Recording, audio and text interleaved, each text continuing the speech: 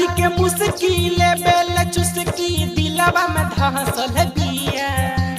महरी के मुश्किल बेल चुस्की दिलवा में धसल बिया।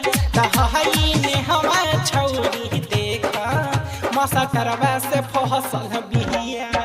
हाय पूजवा छौरी देखा मसटरवा से फसल बिया। महरी के मुश्किल बेल चुस्की दिलवा में धसल बिया। महरी के मुश्किल बेल चुस्की दिलवा में धसल बिया। तहई ने हवा छौरी देखा मसटरवा से फसल बिया। हाय पूजवा छौरी देखा मसटरवा से फसल बिया।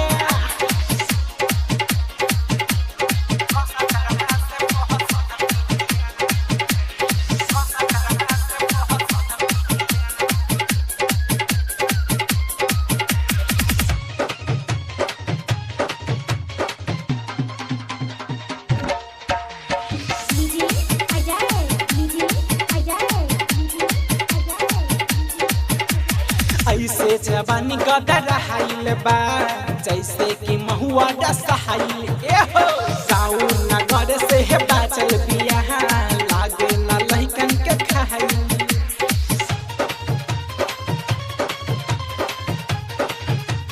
भाई हो ऐसे जवानी गदर हाइल बा जैसे कि महुआ डसहाइल। गाँव नगर से है बाचल बिया लागे न लइकन के खाई।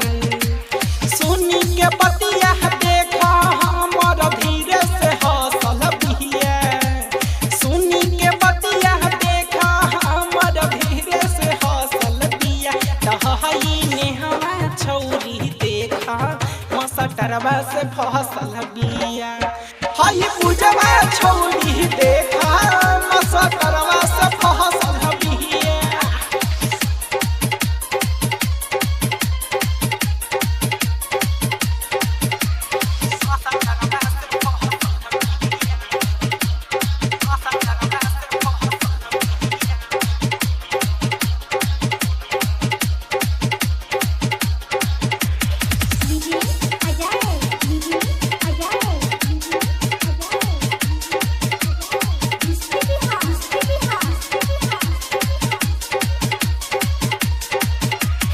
हिलेला दोनों जो बनवा ये कहर जब जब कहमर हिला दे।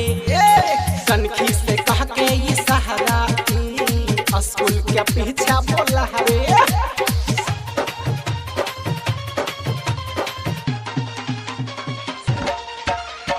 हिलेला दोनों जो बनवा ये कहर जब जब कहमर हिला दे। कनखी से कह के ये सहारा स्कूल के पीछा बोला बे। गोरकी का नहाइल दहिया ई विदेशों के नस्ल बिया। गोरकी का नहाइल दहिया ई विदेशों के नस्ल बिया। तहई ने हवा छौरी देखा मसटरवा से फसल बिया। हाय पूजवा छौरी देखा मसटरवा से फसल बिया।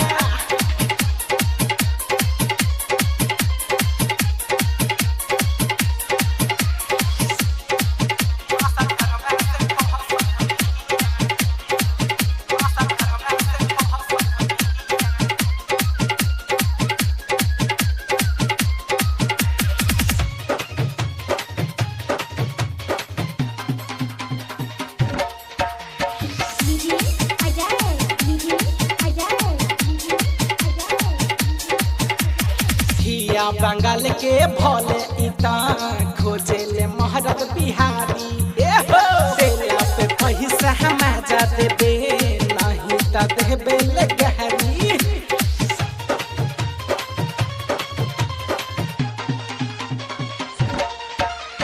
पिया बंगाल के भोले इता खोजेले महाराज बिहारी। तेला पे पैसा मजा देबे नहीं त देबे ले गहरी। राइटर आशिक कंपू गुडू सबके नु नस्ल है बिया। कहरल के रोटी अमित छोटू सबके नु नस्ल है बिया।